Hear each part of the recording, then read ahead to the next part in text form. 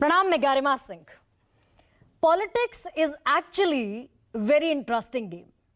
कब कौन कहां ट्विस्ट एंड टर्न लेगा कोई नहीं जानता, क्योंकि यहां सबसे बड़ा सवाल सत्ता का सवाल है। और आज बात करूंगी ओपीएस की, यानी कि ओल्ड पेंशन स्कीम की, क्योंकि ताजा ट्विस्ट एंड टर्न पॉलिटिक्स अगर देख रही है किसी मसले पर तो वो ओल्ड पेंशन स्कीम का है। लाखों सरकारी कर्मचारी हैं देश के जो ये मांग कर रहे हैं कि ओल्ड पेंशन स्कीम को वापस लाया जाए और ये जो न्यू पेंशन सिस्टम है एनपीएस, इसे हटाया जाए। तो ट्विस्ट एंड टर्न क्या आया और कहां से आया? क्योंकि ओपीएस के मुद्दे पर कांग्रेस हिमाचल जीती, इसके बाद कर्नाटक में भी इस वादे का कमोबेश फायदा मिला, छत्तीसगढ़ में ऑलरेडी ओल्ड पेंशन स्कीम लागू है और राजस्थान में भी लागू है। लेकिन राजस्थान में अशोक गहलोत सरकार ने एक और नया दांव ओपीएस को लेकर चला। वो क्या? अशोक गहलोत ने कहा कि अभी तक तो हम चुनावी गारंटी दे रहे थे ओल्ड पेंशन स्कीम की, लेकिन अब अगर सत्ता में हमें वापस लाओगे तो हम इसको कानूनी गारंटी भी देंगे, यानी कि कानूनी जामा पहनाएंगे, यानी कि कानून बना देंगे कि राज्य के हर सरकारी कर्मचारी को ओल्ड पेंशन स्कीम के तहत पेंशन मिलेगी। यह नया दांव अशोक गहलोत का। और जो 7 चुनावी गारंटी है उनमें ये सबसे ऊपर प्रमुखता से चुनावी गारंटी रख दी गई है। इधर प्रियंका गांधी वाड्रा लगातार मोदी सरकार पर हमलावर है कि 20,000 करोड़ में नई संसद बना सकते हैं, 10 लाख करोड़ अपने तमाम कारोबारियों का, मित्र कारोबारियों का माफ हो सकता है, राइट ऑफ हो सकता है। तो महज 2 लाख करोड़ रुपए ओल्ड पेंशन स्कीम के तहत खर्च क्यों नहीं हो सकते? ये प्रियंका गांधी मुद्दा बना रही है। अब ऐसे में सवाल यह है कि कांग्रेस का एक तरफ ओपीएस को लेकर यह शंखनाद, लेकिन दूसरी तरफ देश भर के सरकारी कर्मचारी भी विरोध का शंखनाद करते हुए हाल फिलहाल के दिनों में नजर आए। बिहार, महाराष्ट्र, हरियाणा, दिल्ली, इन चारों राज्यों में जबरदस्त विरोध प्रदर्शन हुआ। तस्वीरें आपके सामने स्क्रीन पर है। और इसमें सबसे बड़ा विरोध प्रदर्शन रहा 2 अक्टूबर को रामलीला मैदान में, दिल्ली के रामलीला मैदान में, जहां पेंशन शंखनाद रैली निकाली गई। 20 राज्यों के हजारों सरकारी कर्मचारियां इकट्ठा हुए और शंखनाद हुआ कि एनपीएस वापस लो और ओपीएस को बहाल करो। लेकिन यहां सबसे दिलचस्प चीज जो हुई सियासी लिहाज से वो ये कि इस रैली को समर्थन मिला आम आदमी पार्टी का भी और कांग्रेस का भी। तो यहीं से ट्विस्ट एंड टर्न की एक बिसात बनी, एक जमीन तैयार हुई। और ऐसे में आज पहली बार, क्योंकि चुनावी माहौल है, पहले 5 राज्यों के चुनाव है और फिर 2024 का सबसे बड़ा चुनाव, सत्ता में वापसी की जद्दोजहद सबकी रहेगी, कांग्रेस की भी जिसे निर्वासन मिला हुआ है 10 साल से, और बीजेपी की भी। तो ऐसे में देश के गृह मंत्री आज राजस्थान के जयपुर में थे। प्रेस कॉन्फ्रेंस की ओपीएस पर जवाब देना पड़ा। जब सवाल पूछा तो देश के गृह मंत्री ने कहा कि ओपीएस को लेकर कमेटी हम ही ने बनाई है।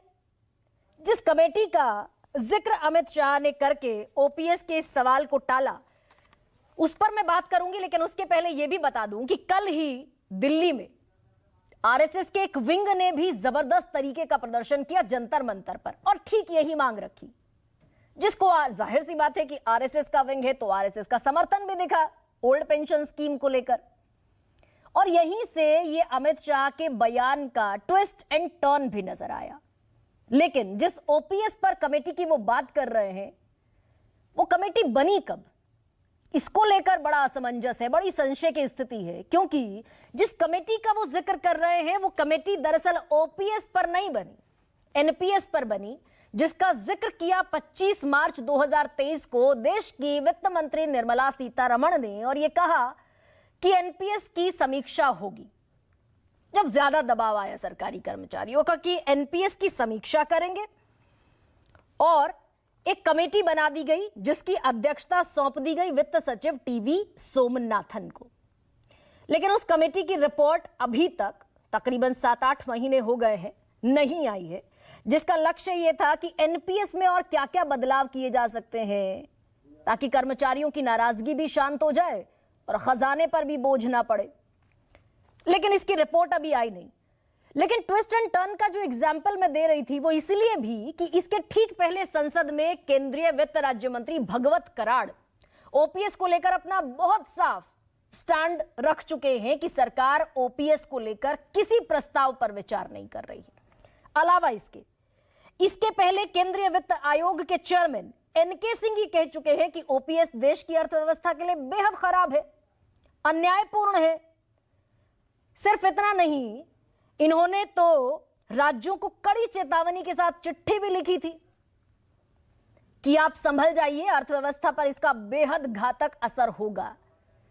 तो केंद्र सरकार इस स्टैंड के साथ अभी तक खड़ी हुई नजर आई और आज जब यह मुद्दा न सिर्फ इस विधानसभा चुनाव को बल्कि अगले लोकसभा चुनाव को भी प्रभावित करता हुआ दिखा, कांग्रेस इस पर एज लेती हुई दिखी, आम आदमी पार्टी उसके समर्थन में खड़ी दिखी, तो देश के गृह मंत्री का यह बयान आया। लेकिन क्या वाकई कांग्रेस को सरकारी कर्मचारियों की इतनी चिंता है या फिर कांग्रेस भी ट्विस्ट एंड टर्न का शिकार हुई? क्योंकि 2004 में अटल बिहारी वाजपेयी की सरकार ने पहली बार एनपीएस को इंट्रोड्यूस किया, उसके बाद 10 साल यूपीए की सरकार रही। चाहते तो एनपीएस को वापस ओपीएस में बदल सकते थे, लेकिन 10 साल सरकार चलाई, नहीं बदला। उसके बाद 9 साल मोदी सरकार भी रह गई। अभी तक की बात अगर मैं करूं, तब भी कांग्रेस को ख्याल नहीं आया। ख्याल आया पहली बार 2022 में राजस्थान में कि भाई सरकारी कर्मचारी परेशान है ओपीएस को लेकर, तो ओपीएस लागू कर दिया गया। तो कुल मिलाकर मुद्दा यही है, गारंटी के तौर पर तमाम राजनीतिक पार्टियों को नजर आ रहा है। एक छोटी सी जानकारी मैं ये और देना चाहती हूं कि मनमोहन सिंह ने भी, देश के प्रधानमंत्री ने 2006 में ये बात कही थी, this is very harmful, OPS is harmful for the Indian economy. और इस बात की प्रशंसा प्रधानमंत्री नरेंद्र मोदी भी कर चुके हैं। लेकिन उसके बावजूद ओपीएस और एनपीएस के बीच सारी राजनीतिक पार्टियां फंसी हुई नजर आती हैं। बहुत संक्षेप में ओपीएस और एनपीएस समझ लीजिए कि क्या है। ओपीएस के तहत रिटायरमेंट के बाद अंतिम वेतन जो किसी भी कर्मचारी को मिलता था, उसका 50% मासिक पेंशन के तौर पर मिलता था। सरकार पूरा वहन करती थी यह खर्च, कर्मचारी की जेब से तनख्वाह से कुछ नहीं काटा जाता था। लेकिन एनपीएस में कर्मचारी की बेसिक सैलरी और डियरनेस अलाउंस, उसका 10% काटा जाता है, 14% राज्य सरकार देती है। 80 साल के बाद ओपीएस में पेंशन में इजाफा था, 20 लाख की ग्रेच्युइटी थी, कर्मचारी की मृत्यु पर पत्नी को पेंशन थी, हर 6 महीने पर डियरनेस अलाउंस बढ़ना था तो पेंशन भी बढ़ती थी, और यह सब खर्च देती थी सरकार, कर्मचारी की तनख्वाह से कुछ नहीं कटता था। लेकिन इधर एनपीएस में क्या हुआ कि आप रिटायरमेंट के बाद भी अपना पूरा पैसा नहीं निकाल सकते, 60% निकाल सकते हैं, 40% निवेश करके रखना पड़ेगा। वो सरकार शेयर बाजार में लगाएगी और शेयर बाजार के उठने और गिरने पर यह तय होगा कि आपको कितना पैसा पेंशन के तौर पर मिलेगा। यानी कि कोई सुरक्षा की गारंटी नहीं है, बाजार नीचे गया तो आपका पैसा भी नीचे जाएगा। और कुछ तो ऐसे भी एग्जाम्पल है कि 80,000 महीना तक कमाने वाले सरकारी अधिकारी को मात्र 2100 रुपए की पेंशन मिली एनपीएस के तहत। तो यही पूरा मुद्दा सियासी मुद्दा अब बनता हुआ नजर आ रहा है, पॉलिटिकल टूल की तरह, टूथ की तरह इस्तेमाल भी हो रहा है। ऐसे में 2 बड़े महत्वपूर्ण सवाल, बयान मैं आपके सामने रखती हूं। मोदी जी की गारंटी मैं सुनाता हूं आपको। सरकारी जो अफसर थे उनका जो ओपीएस स्कीम था नरेंद्र मोदी ने रद्द किया, उनके जेब में से पैसा निकालकर अदानी को पकड़ा दिया। हमने फिर से ओपीएस स्कीम लागू किया, जो आपका हक बनता है हमने आपको वापस दिया। तो आप एक बात याद रखिए, यहां बीजेपी की सरकार आएगी तो जो कुछ हमने आपके लिए किया, चाहे वो ओपीएस हो, चाहे वो स्वास्थ्य की योजना हो, 500 रुपए का सिलेंडर हो, अंग्रेजी स्कूल हो, ये सारे के सारे काम बीजेपी बंद कर देगी। पिछले एक साल के दौरान कांग्रेस सरकार ओल्ड पेंशन स्कीम को लेकर लगातार बात उठाती रही है। केंद्र सरकार इस पर कोई विचार रखती है कि ओल्ड पेंशन स्कीम? हमने विचार के लिए एक कमेटी बनाई है, वो कमेटी इस पर काम कर रही है। जैसे ही कमेटी की रिपोर्ट आएगी हम इस पर विचार करेंगे।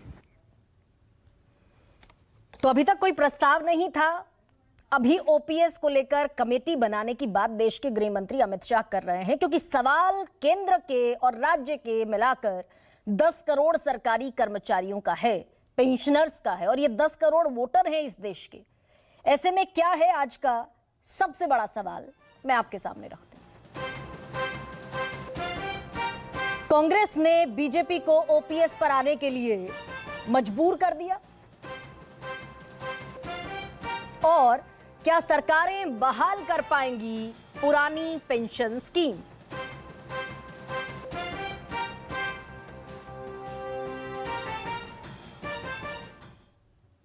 मुद्दा बड़ा भी है और चुनावी भी है, और चुनाव सिर पर भी है, और आने वाला चुनाव भी तकरीबन सिर पर है।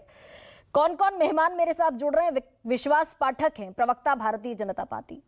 आलोक शर्मा मेरे साथ जुड़ रहे हैं, प्रवक्ता हैं कांग्रेस पार्टी। अलावा इसके विजय कुमार बंधु, president national movement for OPS, अध्यक्ष है राष्ट्रीय आंदोलन जो ओपीएस को लेकर चल रहा है। रामलीला मैदान में जो बड़ी विशाल पेंशन शंखनाद रैली हुई उसका भी हिस्सा थे। देशरतन निगम जुड़ रहे हैं मेरे साथ, पॉलिटिकल एनालिस्ट के तौर पर। प्रोफेसर संतोष मेहरोत्रा, अर्थशास्त्री के तौर पर मेरे साथ इस डिबेट का हिस्सा हैं। Once again a proud moment sir to have you in the debate. Pawan Kumar जुड़ रहे हैं मेरे साथ, जनरल सेक्रेटरी हैं भारतीय मजदूर संघ के। तो विश्वास पाठक, सबसे पहले तो मुझे यह समझा दीजिए कि आपने ओपीएस को लेकर कौन सी कमेटी बनाई जिसका जिक्र देश के गृह मंत्री कर रहे हैं?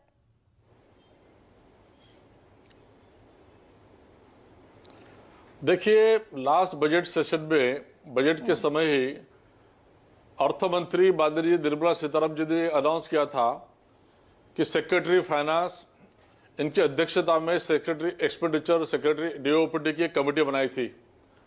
कमेटी इसलिए बनाई थी कि जो न्यू पेंशन स्कीम है, न्यू पेंशन स्कीम लागू करने के बाद में ओल्ड पेंशन स्कीम की जब वापस से जिक्र हुआ, तो क्या हम न्यू पेंशन स्कीम में ऐसे कुछ प्रावधान कर सके जिसके तहत ओल्ड पेंशन स्कीम समान बेनिफिट लोगों को मिले। ये कमेटी रिकॉर्ड पे उसी का सिर्फ जिक्र किया और कुछ नहीं। लेकिन ये तो एनपीएस की समीक्षा के लिए कमेटी थी, उस समय ओपीएस का कोई जिक्र नहीं था। मैं पूरा भाषण सुन रही थी वित्त मंत्री निर्मला सीतारमण का, there was no mention of OPS then. NPS की समीक्षा के लिए कमेटी बनी जिसकी रिपोर्ट का भी कुछ अता पता नहीं। नहीं, एनपीएस की समीक्षा करने की जरूरत क्यों पड़ी? क्योंकि जब डिमांड आई कि ओपीएस जो थी, ओल्ड पेंशन स्कीम थी, उसके समान बेनिफिट हमें मिलना चाहिए, तो एक कमेटी बनाई गई और कमेटी की जांच चल रही है। उसका रिपोर्ट आएगा। देखिए, भारतीय जनता पार्टी कोई पेंशन स्कीम के खिलाफ नहीं है। 2004 में जब पूरा नेशनल लेवल पे कंसेंसस बना कि old pension scheme is going to become liability, इसको हमको कुछ करना पड़ेगा, तो सर्व पक्ष ने उसको कंसेंट दिया और 2004 से हमने एनपीएस लागू की। उसके बाद 11 साल तक किसकी सरकार थी? क्यों नहीं मनमोहन सिंह ने या चिदम्बरम जी ने वापस से ओपीएस लाई? नहीं, ये सवाल ठीक है, लेकिन उसके पहले एक और सवाल है विश्वास पाठक। अभी मजबूर हो गया। आप कह रहे हैं कि बीजेपी अगेंस्ट नहीं थी, विरोध में नहीं थी, तो वित्त राज्य मंत्री भगवत कराड़ कह रहे थे कि भाई ओपीएस पर कोई प्लान नहीं है हमारा रीथिंक करने का। संसद में बयान दिया उन्होंने, we are not going to revoke that. नहीं, विरोध में नहीं थी इसका, नहीं विरोध में नहीं थी इसका क्या मतलब यह है कि हमें हकीकत को एक्सेप्ट करना पड़ेगा। पैसे का काम पैसा ही करता है, इसलिए एनपीएस में हम ऐसा कुछ प्रावधान लाके ज्यादा मुनाफा बेनिफिट दे सकते हैं क्या, वो विषय था। उसके लिए ये कमेटी बनी है। देखो, सवाल ऐसा है कि अभी जब 5 राज्यों के चुनाव है और 5 राज्यों में जिस प्रकार से कांग्रेस को कोई दूसरा मुद्दा बचा नहीं है, वो ओल्ड पेंशन स्कीम की तरफ जा रहे हैं, लोगों को गुमराह कर रहे हैं। हम एक रिस्पॉन्सिबल पॉलिटिकल पार्टी के तहत बताना चाहते हैं कि हम एनपीएस पे संशोधन करके ज्यादा से ज्यादा लाभ कैसा दे सके सरकारी कर्मचारी को, उसके लिए वो समीक्षा कर रही है। यानी कि जो वित्त आयोग के अध्यक्ष थे एनके सिंह, वो गलत कह रहे थे कि ओपीएस अन्यायपूर्ण व्यवस्था है देश की अर्थव्यवस्था के लिए। आप ही के वित्त आयोग के अध्यक्ष हैं।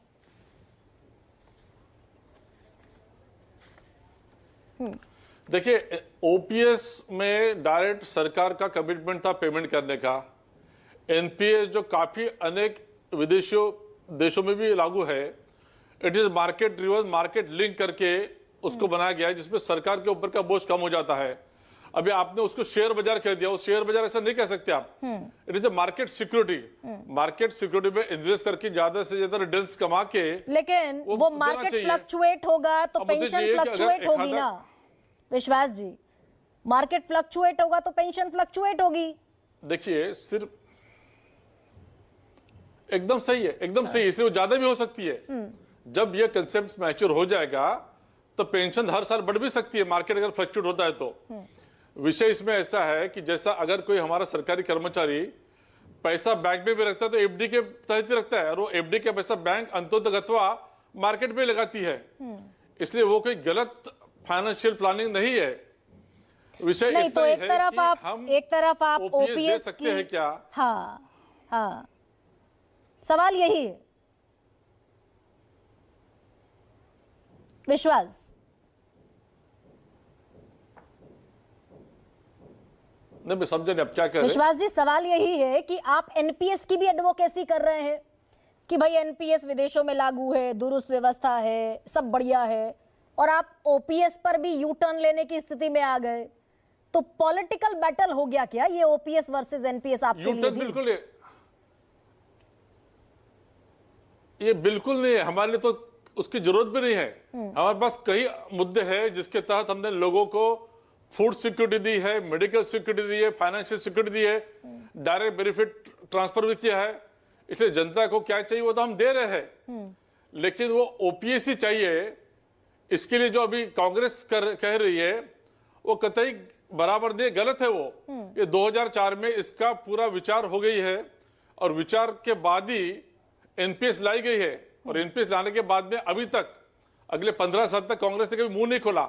आज उनको इलेक्शन में जीतने के लिए कोई दूसरा मुद्दा नहीं दिख रहा है, इसलिए they are just attempting it. तो यानी कि एनपीएस जब सोच विचार कर लाई गई थी तो अब उस पर सोच विचारने की दोबारा फिर जरूरत क्यों आन पड़ी? सोच विचार के लाने के बाद में निरंतर उसमें कुछ ना कुछ इंप्रूवमेंट तो हो ही सकता है ना। एक बार स्कीम बन गई सही। ओपीएस में भी जैसा आपने कहा 50% बेसिक, उसके पहले बेसिक का प्रतिशत और कुछ था, डीए लिंक नहीं था। तो ये तो इंप्रूवमेंट निरंतर होती रहती है, वो एनपीएस में भी होगी। तो ओपीएस दे पाएगी केंद्र सरकार, हाँ या ना?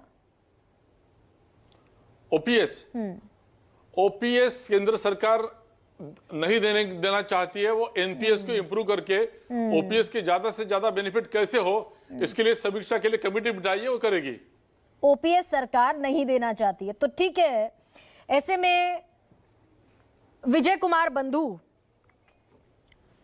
केंद्र सरकार तो ओपीएस देने के मूड में है नहीं।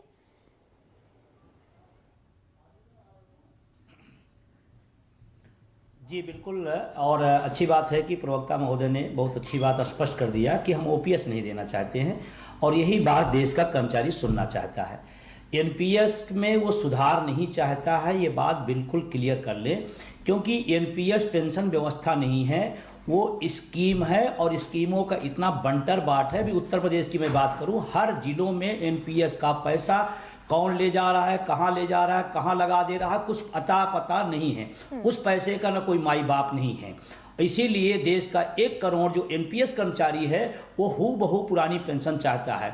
अब केंद्र सरकार के मान लीजिए पार्टी के प्रवक्ता ने सीधे क्लियर कर दिया कि ओपीएस नहीं देना चाहते हैं, तो अब कर्मचारी तय करेगा कि जो ओपीएस नहीं देगा हमें क्या करना है, वो हम तय करेंगे। नहीं तो फिर अमित शाह ने आज जो कहा, विजय बंधु, अच्छी बात है।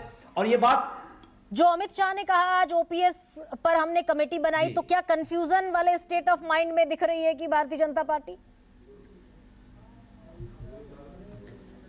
नहीं, गृह मंत्री साहब ने जो बात कही वो बिल्कुल क्लियर कही है कि हमने एनपीएस में सुधार के लिए कमेटी बनाई है और सुधार वही आएगा। सुधार कितना आता है, क्या आता है, वो कमेटी तय करेगी। और हम सब पूरे देश का कर्मचारी सुधार के लिए आंदोलन नहीं कर। 1 अक्टूबर की रैली आपने देखी होगी और वो स्वप्रेरित थी। देश का कोई कोना नहीं बचा था जहां से लोग उसके डिमांड के लिए ना आए हों। हमने किताबों में पढ़ा था कि कन्याकुमारी से कश्मीर तक भारत एक है। इस पेंशन आंदोलन ने वो करके दिल्ली के रामलीला मैदान में दिखाया। वो अपने हक के लिए आया था, अपने बुढ़ापे की लाठी आया था। और हम कहते हैं कि तमाम बातें आती, बार बार दोहरी बातें की जाती है। कभी कभी कहा जाता है कि इसमें बहुत पैसा मिलेगा। मैं कहता हूं मैं बहुत पैसा नहीं चाहता, मैं पुरानी वाला कम चाहता हूं। क्यों? सिक्योरिटी ज्यादा देना चाहते हैं, पहला काम। दूसरा, कभी कभी कहेंगे जी, कभी कभी कहते हैं कि अब देश दुनिया का आर्थिक महाशक्ति बन रहा है। जब आर्थिक महाशक्ति बन रहा है तो फिर पैसे की क्या दिक्कत है? फिर आपको जब आर्थिक महाशक्ति भारत नहीं था तब देश के कर्मचारियों को पेंशन दी जा रही थी। और आज जब हम आर्थिक महाशक्ति बन रहे हैं और बनना चाहिए, हम धन्यवाद देना चाहेंगे, लेकिन उस आर्थिक महाशक्ति में हमारा क्या रोल है? हम टैक्स दे देंगे, हमसे देश की सेवाएं देंगे, लेकिन जब बुढ़ापे की लाठी का सवाल आएगा तो आप बाजार के हवाले कर देंगे। ये बिल्कुल नहीं चलेगा। और देश का 1 करोड़ कर्मचारी ये बात समझ चुका है। वो हूबहू पुरानी पेंशन लेना चाहता है और उसके लिए उन्होंने बहुत सारे चीजें तमाम राज्यों में करके दिखाया है। हम कर्मचारी के पहले इस देश के नागरिक हैं, हम इस देश के वोटर हैं और हम अपने वोट का इस्तेमाल अपने मुद्दे के लिए करेंगे। और मैं बधाई देना चाहता हूं अपने संगठन, अपने साथियों को अटेवा एनएम ओपीएस के, कि पहली बार इस देश में जाति, धर्म, भाषा, क्षेत्र छोड़ करके लोग मुद्दों पर इकट्ठा हुए हैं। ये अपने आप में राजनीति के लिए एक नया विषय है और ये होगा। राजस्थान की बात मैं करूंगा। राजस्थान का एक एक कर्मचारी save OPS, save OPS, save OPS, घर घर घर घर नारा चल रहा है और वो कह रहा है कि हम अपनी ओपीएस को अपने वोट की ताकत से सेव करेंगे। तो ये 2024 के लिए विजय कुमार बंधु, ये मैं बताना चाह रहा हूं। हाँ, ये 2024 के लिए कितना बड़ा संकट केंद्र सरकार के लिए आप मान रहे हैं? मैं तो कहता हूं केंद्र सरकार ऐलान कर दे, हम सब स्वागत करेंगे, पुरानी पेंशन लागू कर दे। वो संकट क्यों पैदा करना चाहते हैं? और सच बताएं, 1 करोड़ लोग हैं, एक घर में 5 वोट है, 5 वोट सीधा 5 करोड़ वोट इस ओपीएस के पक्ष में खड़ा होगा। ये कन्याकुमारी से कश्मीर तय करेगा। और संकट की बात नहीं है, हम अपने मुद्दे के लिए वोट करते हैं।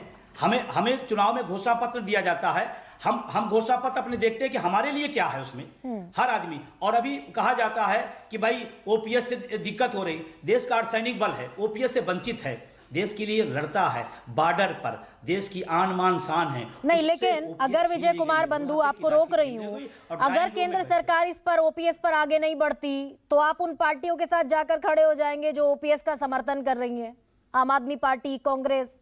2024 में ऐसा होने जा रहा है क्या? सवाल जी, लोकतंत्र में क्या होता है, जो मुद्दे की बात करेगा उसके साथ स्वाभाविक रूप से लोगों का रुचि रहेगी। और हमारा तो अभियान चल रहा है, वोट फॉर ओपीएस।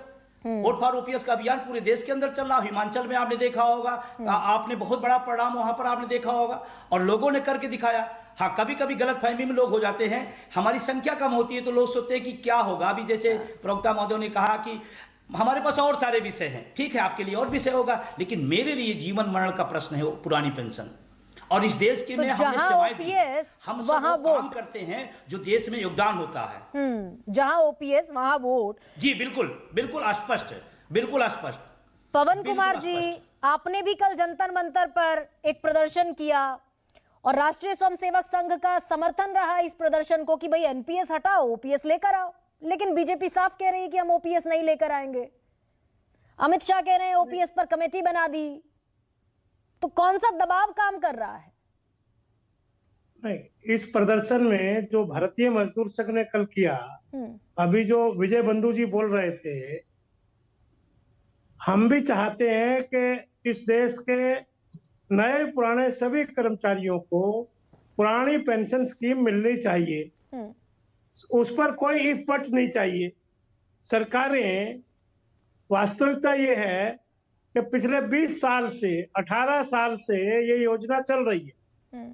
10 साल बीच में कांग्रेस ने शासन किया और अगर मैं ठीक बताऊं तो आपको, ये दिसंबर 3 में ये योजना उस समय की सरकार लाई थी, किंतु लागू नहीं कर पाई। लागू किया 2000 अक्टूबर 2004 में एक नोटिफिकेशन के द्वारा तात्कालीन कांग्रेस की सरकार ने, यूपीए की सरकार ने, नहीं ये जिसने अटल बिहारी वाजपेयी की सरकार ने, नहीं, अटल जी की सरकार लाई थी, हाँ, किंतु लागू भी हो गया नहीं था कर पाई। पवन जी, लागू भी हो गया था, इसलिए इसी को अक्टूबर कंटिन्यू किया था यूपीए सरकार ने। मैडम मेरी निवेदन सुनिए। प्लीज। 2000 अक्टूबर 2004 में एक नोटिफिकेशन के द्वारा इस स्कीम को लागू किया गया, ठीक है। और 10 साल तक, 15 साल तक कांग्रेस आराम से चादर तान के सोई रही। अनेक प्रांतों में, जैसे हरियाणा में, यह स्कीम 2006 से लागू हुई, यानी शुद्ध कांग्रेस की सरकार ने लागू की। यानी आज राजनीतिक पार्टियों से हमारा निवेदन है कि इस मुद्दे पर राजनीति बंद करें, चाहे कांग्रेस हो, चाहे भाजपा हो, चाहे बाकी राजनीतिक दल हो। इस मुद्दे पर राजनीतिक रोटी सेकने की बजाय कर्मचारी के पेंशन की चिंता करें, क्योंकि एनपीएस में हम हम अपना कंट्रीब्यूशन करते हैं। सरकार कहती है हम 14% देते हैं। भाई तुम क्यों देते हो 14%? इस 14% के बदले में हमको पुरानी पेंशन स्कीम बहाल करो। सरकारें आज 14% का एक लॉलीपॉप देकर कर्मचारी को और रास्ते से भटकाने का प्रयास कर रही है। हम कह रहे हैं भाई ये क्यों कर रहे हैं? आज भी अनेक राजनीतिक दल की सरकार है, अनेक प्रदेशों में है। आज कोई राजनीतिक दल ये नहीं कह सकता कि हमारी सरकार नहीं थी, नहीं रही। सबकी सरकारें होते हुए भी कर्मचारी को तो आज तक पुरानी पेंशन बहाल नहीं हुई।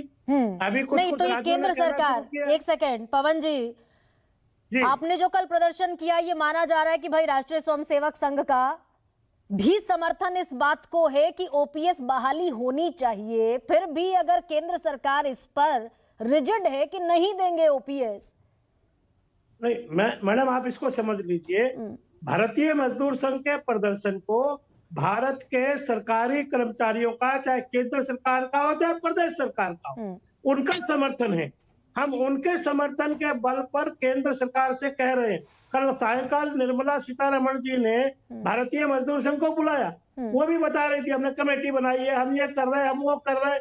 कमेटी बना करके, और एक दूसरा मुद्दा उठाना चाहता हूँ। विश्वास पाठक जी कह रहे थे हम नहीं दे सकते, कम से कम इनको तो नहीं बोलना चाहिए। अरे भाई, अपने एमएलए को जो 4 बार एमएलए बनता है उसको 4 बार की पेंशन देते हो, 4 बार सांसद बनता है उसको 4 बार सांसद की पेंशन देते हो। जो खुद लेते हैं पेंशन राजनीतिक नेता, वो दूसरों को देने में आनाकानी करते हैं। उनको देश की अर्थव्यवस्था दिखाई देने लगती है, उनको देश की परिस्थिति दिखाई देने लगती है।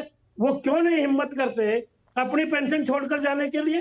क्यों विश्वास पाठक जी के पार्टी के सांसद और विधायक 4-4, 6-6 बार के सांसद विधायक 4-4, 6-6 बार की पेंशन लेते हैं? इनको ये कहते हुए भी संकोच नहीं होता? विश्वास पाठक के बारे में कुछ भी बोलेंगे, नहीं देंगे। विश्वास पाठक, ये सवाल तो बड़ा लाजमी सा पूछे जाने वाला सवाल है कि भाई ओपीएस को लेकर आपने ये जो स्विफ्ट टर्न लिया, कल आरएसएस के विंग ने जंतर मंतर पर प्रदर्शन किया, आज अमित शाह को बोलना पड़ा कि ओपीएस पर कमेटी बना दी, यानी कि आप झुनझुना पकड़ाना चाहते हैं और हल की तरफ नहीं जाना चाहते। विधायकों को देंगे, सांसदों को देंगे, प्रधानमंत्री को देंगे, राष्ट्रपति को देंगे लाइफ लॉन्ग पेंशन, सरकारी कर्मचारी को नहीं देंगे। क्यों भाई?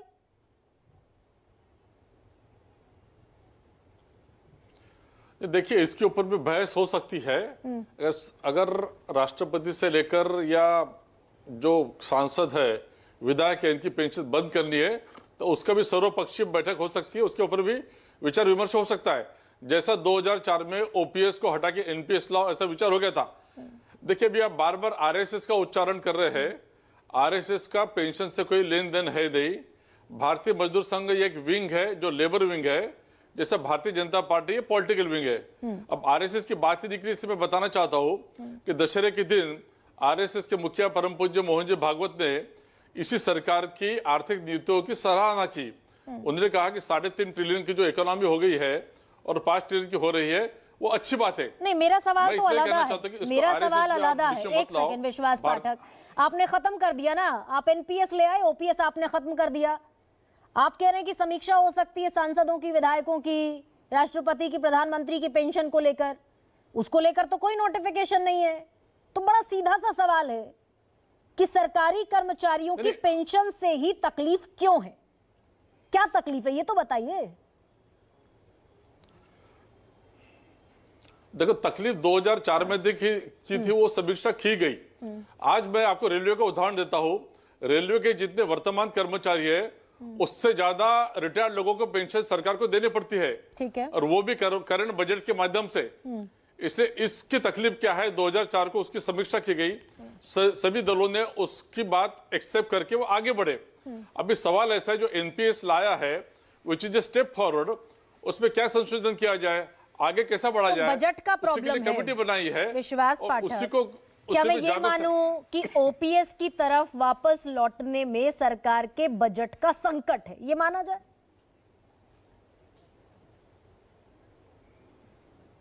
Of course. तो फिर एक सवाल ये भी बनता है कि 10 लाख करोड़ जो है वो अरबपतियों का माफ कर देगी सरकार, और 2 लाख करोड़ का मात्र बजट है सरकारी कर्मचारियों की पेंशन का, उसका बजट नहीं। गरिमा जी, आप जैसे सीनियर पत्रकार ने ऐसी बात नहीं करनी चाहिए। वो माफ नहीं किया है, अकाउंटिंग में राइटिंग ऑफ होता है, इसका मतलब वो लाइबिलिटी खत्म हो गई ऐसे नहीं है। That amount is still recoverable. देखो, बिजनेस प्रैक्टिसेस में जो चीजें होती है वो होती है, उसको सरकार आड़े हाथ डील कर रही है। इसलिए उसका इससे कंपेयर करना आपके जैसे पत्रकार ने राइट ऑफ किया ना, बहुत गलत है। विश्वास जहां तक पाठक, पेंशन का सवाल है, इसीलिए बोल रही हूँ, right of NPA, non performing asset, non performing asset में आप डाल देंगे। राइट ऑफ का मतलब होता है, राइट ऑफ का मतलब बैलेंस शीट में से उसको क्लीन अप किया गया है, liability still remains there, enforcement of recovery still going on. ये बेसिक चीज पहले आप समझ लो। तो 5 साल में 10 लाख करोड़ का अनाज दे देंगे तो ठीक आप है। जैसे पत्रकार एक और बात समझ, फिर एक और बात का जवाब दीजिए। 10 लाख करोड़ रुपए का अनाज बांट देंगे 5 साल में, 2 लाख करोड़ का पेंशन नहीं देंगे, क्यों भाई? नहीं, देखिए, फूड सिक्योरिटी, मेडिकल सिक्योरिटी और फाइनेंशियल सिक्योरिटी, इसके लिए सरकार कटिबद्ध है, लोगों को दे रही है। केवल पेंशन ये कोई डिसाइडिंग फैक्टर है नहीं। आज जो पेंशन की आप बात कर रहे हैं, उसके अलावा भी काफी चीजें केंद्र सरकार जनता को दे रही है, और जनता उससे खुश है। इसलिए बार बार जनता नरेंद्र मोदी जी के साथ में है। अभी सवाल ऐसा है, कांग्रेस के पास कोई मुद्दा बचा नहीं है, इसलिए वो ओपीएस की तरफ मुद्दा भटका रही है, तो फिर लेकिन उससे आने वाले इलेक्शन पे कोई फर्क नहीं पड़ेगा। तो फिर अमित शाह ये कहते भाई प्रेस कॉन्फ्रेंस में कि we are not going to review, हम नहीं सोचेंगे ओपीएस पर। वो कमेटी की बात फिर नहीं करनी चाहिए। ओपीएस पर अगर इतना रिजिड स्टैंड है सरकार का, तो कहें देश के गृह मंत्री कि नहीं देंगे ओपीएस। अमित भाई ने फैक्ट ही आपके सामने रखी है कि एनपीएस के ऊपर पार्लियामेंट में हमने एक कमेटी बनाई है, जिसके अध्यक्ष सेक्रेटरी फाइनेंस है। वो सिर्फ उन्होंने फैक्ट रखी है, वो एनपीएस और ओपीएस मुद्दे में इलेक्शन का मुद्दा नहीं बनाना चाहते, और हमारे लिए वो बड़ा मुद्दा भी नहीं है। हम लोग तो डेवलपमेंट की राजनीति कर रही है, जिसमें 10% जो सरकारी कर्मचारी है, उसके साथ साथ 90% जो ऐसे कर्मचारी जिनको पेंशन का लाभ नहीं मिलता है, सभी का विचार करते हुए सबका साथ सबका विश्वास जब हम कहते हैं, वो यही हमारी पॉलिसी है। ठीक है विश्वास पाठक, बहुत छोटा सा रिएक्शन। पवन कुमार जी, आप बोलना कुछ चाह रहे हैं, बता दीजिए। सरकार ओपीएस के कतई खिलाफ।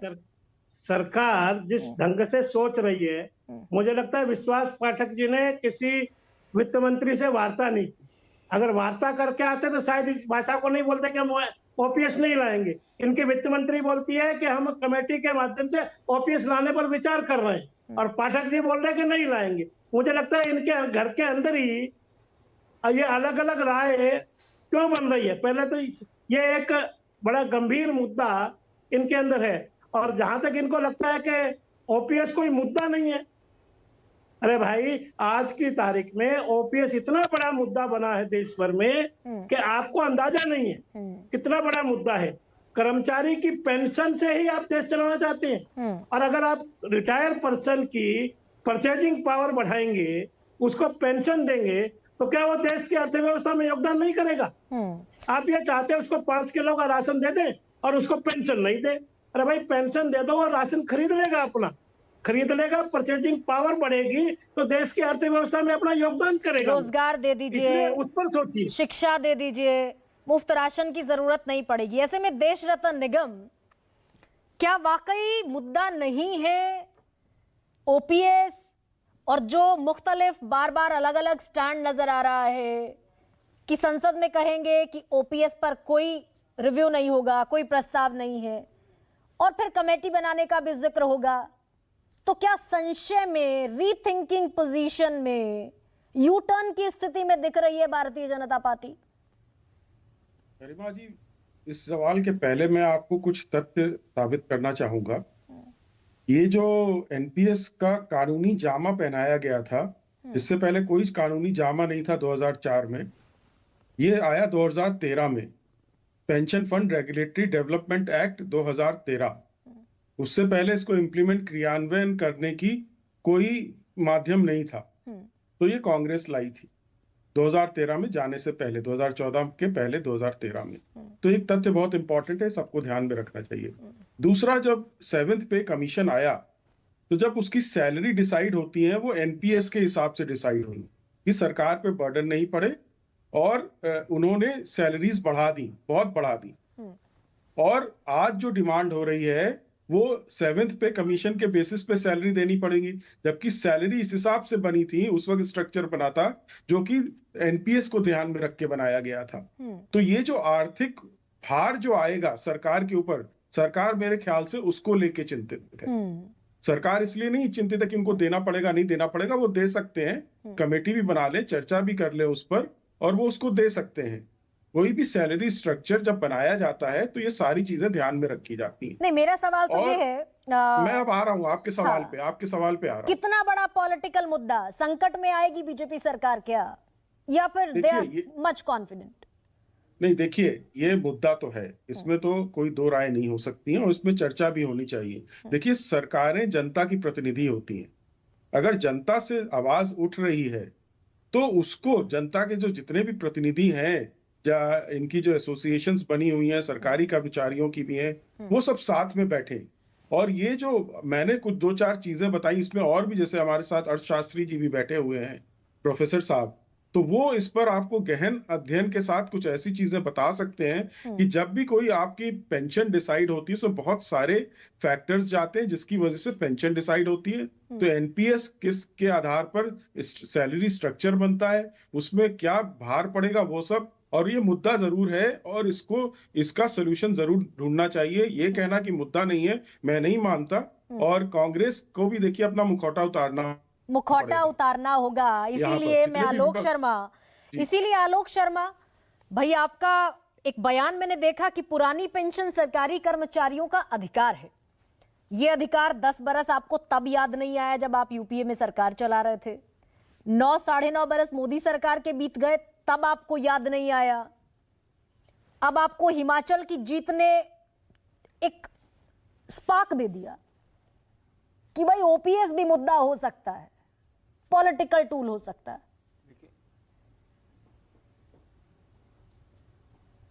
देखिए, मैं समझता हूं ना तो एक पॉलिटिकल टूल है, ना ही ये कांग्रेस का मुद्दा है। ये मुद्दा कर्मचारियों का है।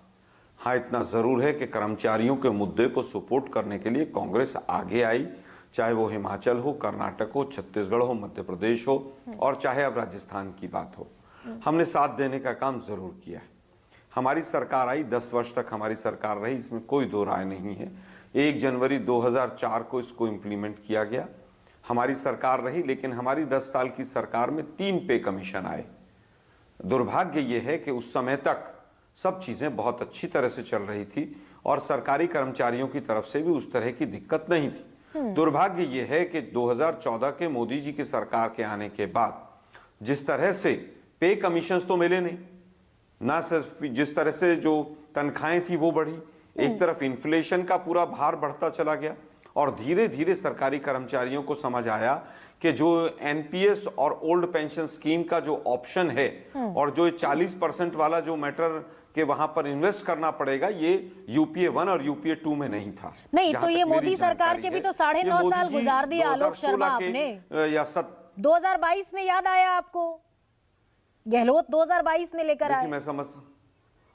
नहीं, ऐसा नहीं है। देखिए 2016 में एनपीएस और ओपीएस में जिस तरह से इन लोगों ने घालमेल किया था और उसके बाद 2 साल कोरोना में भी निकले, कर्मचारियों की तरफ से भी उस तरह की आवाज नहीं थी और हमें उम्मीद थी कि पे कमीशन आएंगे और पे कमीशन आने के बाद सरकारी कर्मचारियों की सैलरीज बढ़ेंगी तो कहीं ना कहीं ओल्ड पेंशन स्कीम या न्यू पेंशन स्कीम का कंपनसेशन होगा।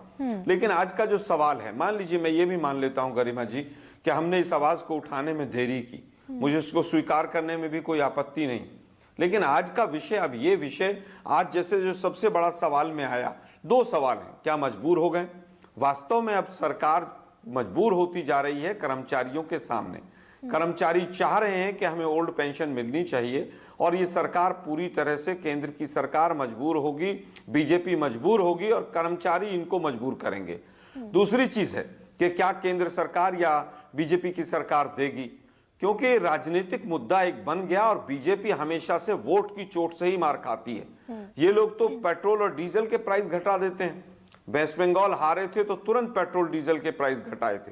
तो मुझे जो दूसरा सवाल है आज आपका सबसे बड़ा सवाल का कि क्या ये देंगे, मुझे पूरी उम्मीद है कि जैसे ही ये 3 दिसंबर को 5 राज्यों में हारेंगे उसके बाद तुरंत ये कमेटी का जो खेल है, जो आज झूठ बोल रहे हैं अमित शाह जी की कमेटी बनी है, कमेटी भी दिखाई देगी, उसकी मीटिंग भी होगी और एक लॉलीपॉप देकर ये 2024 के चुनाव में उतरेंगे।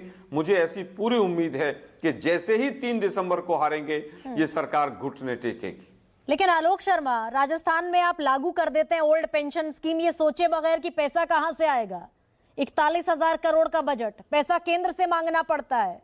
तो इतने भोले मासूम तो आप भी नहीं है ना जो ये ना जानते हो कि भाई पीएफआरडीए के तहत पैसा नहीं मिल सकता आपको। आप ही ने हस्ताक्षर किए, राज्य सरकार ने। देखिए मुझे लगता है कि देखिए गरिमा जी, इसमें जो ओल्ड पेंशन स्कीम है उसमें जो केंद्र के कर्मचारी हैं या उनका जो पैसा है केंद्र का, उसको केंद्र अपना हिस्सा दे, इसके लिए भी तमाम राज्यों ने दबाव बनाना शुरू कर दिया है। और जीएसटी का भी जो शेयर है राज्य चाह रहे हैं कि हमारा समय पर मिले ताकि हम जो खर्चे हैं, जो भुगतान है उनको कर सकें। जहां तक राजस्थान की बात है, राजस्थान की पर कैपिटा इनकम 2018 में 30वें नंबर पर थी, 30th पोजीशन पर थी, जो आगे बढ़कर अब 12वें नंबर पर आई है। जीडीपी ग्रोथ रेट 21-22 के आंकड़े अभी पिछले हफ्ते आए हैं, उसमें 19.5% जीडीपी ग्रोथ रेट है राजस्थान की। अगर लेकिन आलोक शर्मा, ये भी मान लीजिए कि भाई हिमाचल ने आपको ये बताया कि ओपीएस एक विनिंग कॉम्बिनेशन हो सकता है पॉलिटिकल बुके में, लेकिन संतोष मेहरोत्रा सर, अब मुझे और मेरे दर्शकों को ये एनपीएस और ओपीएस का ये जो गड़बड़ झाला है ये थोड़ा समझाइए। आरबीआई कहता है कि ओपीएस अगर राज्य सरकारें लागू करेंगी तो अन्यायपूर्ण व्यवस्था है, राज्यों को देना पड़ेगा तकरीबन 4.5 गुना तक ज्यादा बजट का हिस्सा। केंद्र सरकार भी यही कह रही है, लेकिन विरोधी जो सरकारें हैं, गैर बीजेपी सरकारें, वो लागू कर रही हैं धड़ल्ले से। तो what is actual impact on Indian economy, या ये सिर्फ पॉलिटिक्स के चलते खेल चल रहा है? नहीं, इम्पैक्ट तो इकोनॉमी पे होगा, में कोई दो राय नहीं है। मैं आपको ये कहना चाहता हूं आपके श्रोताओं को कि देखिए, सबसे बड़ी बात यह है कि ओल्ड पेंशन स्कीम के संग एक मूलभूत गलती सरकारी तंत्र द्वारा की गई थी कि ये एक डिफाइंड कंट्रीब्यूशन के तौर पे इसको माना गया था, यानी कि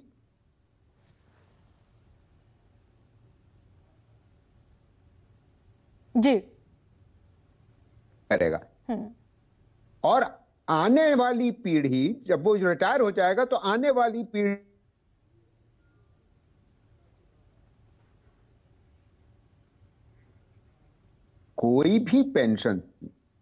कोई पेंशन स्कीम इस प्रकार नहीं चलाई गई है।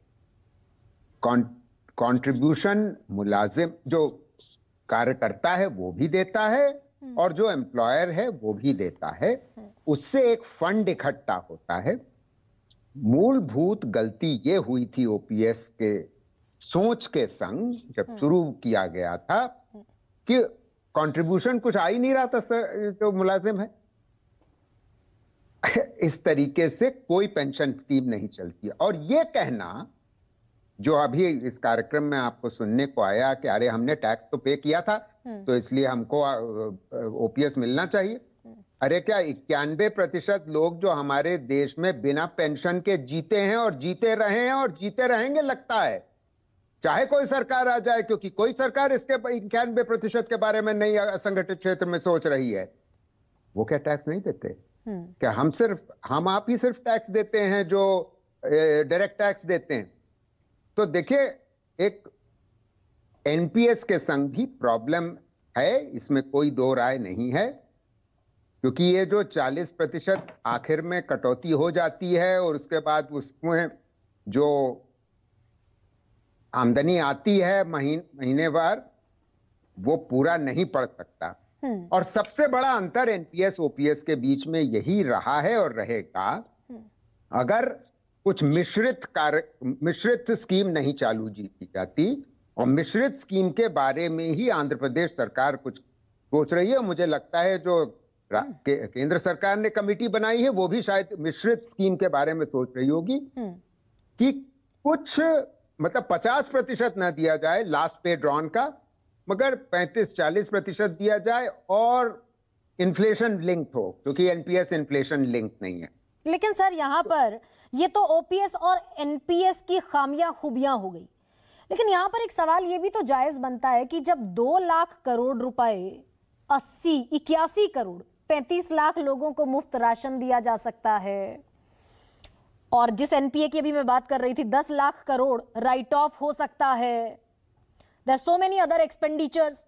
बिल्कुल ओपीएस को लेकर बजट का जो रोना है वो कितना जायज है? बिल्कुल जायज नहीं। और खासतौर से ये खर्च तो आगे आते हुए जेनरेशंस को दिया भार उठाना पड़ेगा। बिल्कुल भी जायज नहीं, और इसमें कोई दो राय नहीं। इसलिए इस सरकार को 2-3 चीजें करनी आवश्यक है।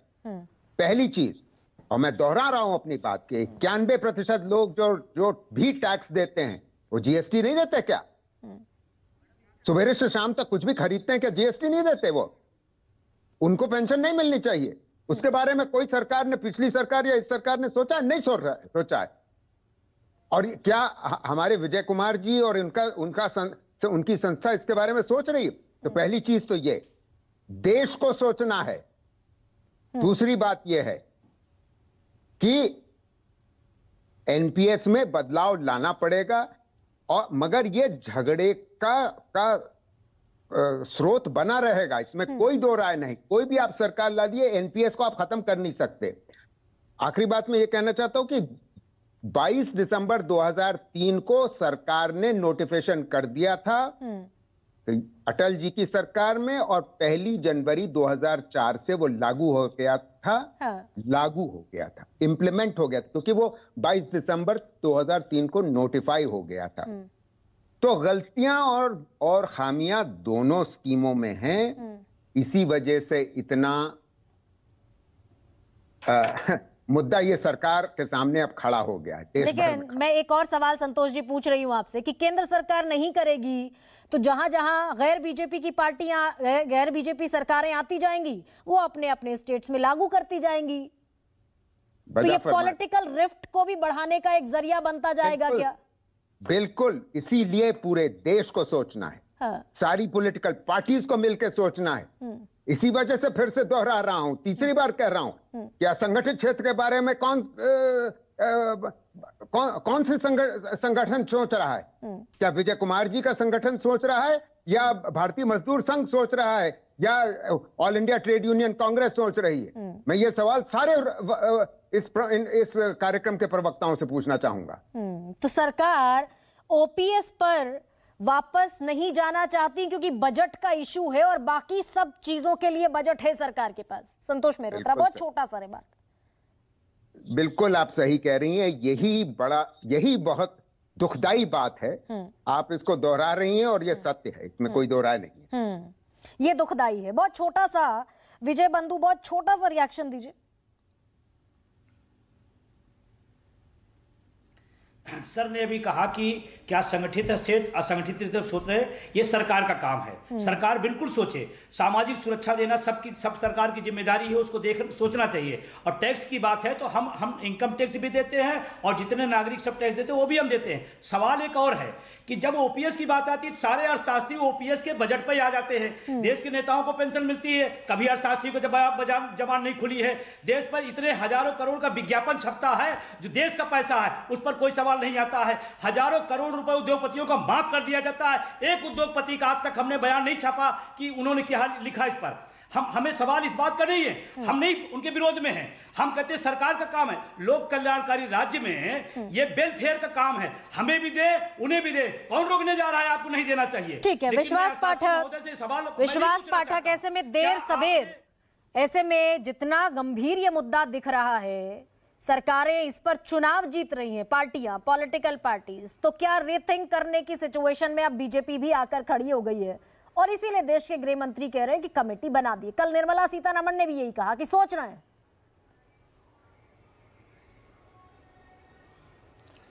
देखिए, अगर राजस्थान में ओपीएस को वापस लाने की बात की जाए है तो घोड़ा मैदान नजदीक है।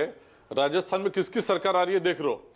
केवल 10% सरकारी कर्मचारियों के भरोसे पे इलेक्शन इधर के उधर नहीं होते हैं। वो भी सेंसिबल लोग होते हैं, वो भी सोच समझ के वही सोचेंगे कि जहां पर नरेंद्र मोदी जी की एक मजबूत सरकार है, देश को आगे ले जा रही है, फिस्कल डिसिप्लिन ला रही है, लार्जर इंटरेस्ट में भारतीय जनता पार्टी को सपोर्ट करना वो उनकी जिम्मेदारी है।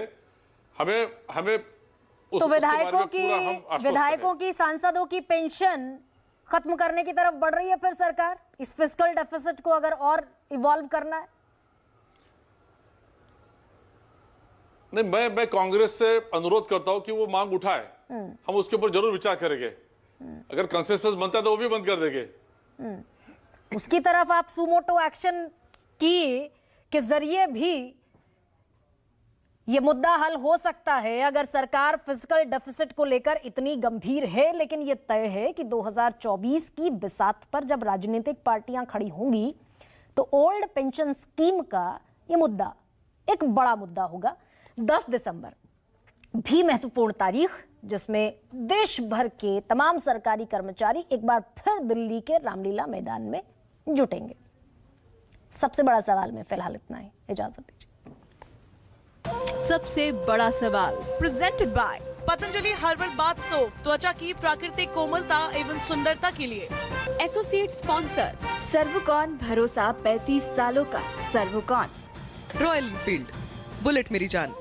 कैंटारो, जो देता है सबसे शुद्ध पानी। सुबह की प्यारी सी धूप और खिलखिलाता आंगन, दादी के हाथों का जादू और खुशबू से महकता घर, माँ की मुस्कुराहट और प्यार से बनाए खाने की सुगंध। मैं सबके साथ हूँ, सबकी जुबान पर हूँ, सबके स्वाद में हूँ। MDH गरम मसाला, असली मसालों से भरा हूँ मैं। MDH गरम मसाला, क्योंकि हर रिश्ता है स्वाद से जुड़ा। लोन मिलेगा या नहीं ये आपके क्रेडिट स्कोर पे डिपेंड करता है। तो आज ही पैसाबाजार.com पर